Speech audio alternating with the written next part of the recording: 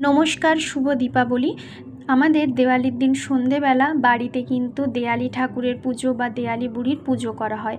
আমাদের পশ্চিমবঙ্গের বিশেষত গ্রামীণ অঞ্চলে এক প্রাচীন লোকাচারিক পুজো হচ্ছে এই দেয়ালি বুড়ির পুজো।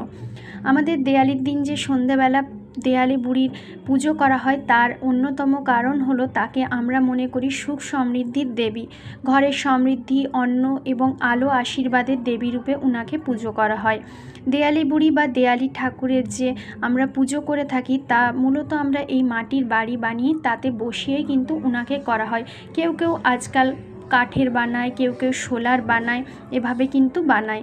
এই পুজোর মাধ্যমে অশুভ শক্তি দূর করে শুভ শক্তির আগমন কামনা করা হয়।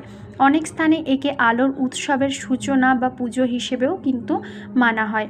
আমাদের প্রধানত এই দেয়ালির দিন সন্ধেবেলা আমরা ঘরের উঠোনে, বাগানে মাটির ছোট দেয়ালি বাড়িটা বানিয়ে যে রাখি সেখানে বুড়িকে বসিয়ে দিয়ে তাতে প্রদীপ জ্বালিয়ে পুজো করি। প্রথমে আমরা কিন্তু এই মাটির বাড়িটা বানিয়ে নেব, তারপরেই কিন্তু আমরা পুজোটা করব। তার উপাচার কিন্তু কিছু তৎসামান্য আমরা মূলত খেলনা মিষ্টি দিয়েই তাকে পুজো করা হয়ে থাকে।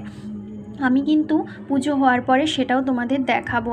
আমরা কিন্তু এই লোকবিশ্বাস ও সাংস্কৃতিক দিক থেকে মনে করি যে দেয়ালি বুড়ি ঘরে এলে অন্ন, ধন ও শান্তি আসে। আবার কিছু স্থানে বলা হয় এই রাতে বুড়িকে ভালোভাবে পুজো না দিলে অশুভ শক্তি বা দুর্ভিক্ষ নেমে আসে। তো আমাদের মতো কে কে তোমরা দেয়ালি পুজো করে থাকো তোমরা কিন্তু জানিও। আমাদের এই দেয়ালি ঠাকুরের কিন্তু অনেকে ছড়া বা বুলি কাটে। তো সেগুলো কীরকম, কেউ বলে চাল ডাল আনেন ঝুড়ি ভরে, আলো দিয়ে সুখের বাড়ি আসুক মায়ের কৃপাধারী, এরকম গান লেখে এবং গায়। তো আমরা কিন্তু সন্ধেবেলা আজকে পুজো করব, আর কে কে পুজো করবে আমায় কিন্তু কমেন্ট করে জানিও। আমাদের দেখো বাড়ি কিন্তু কমপ্লিট।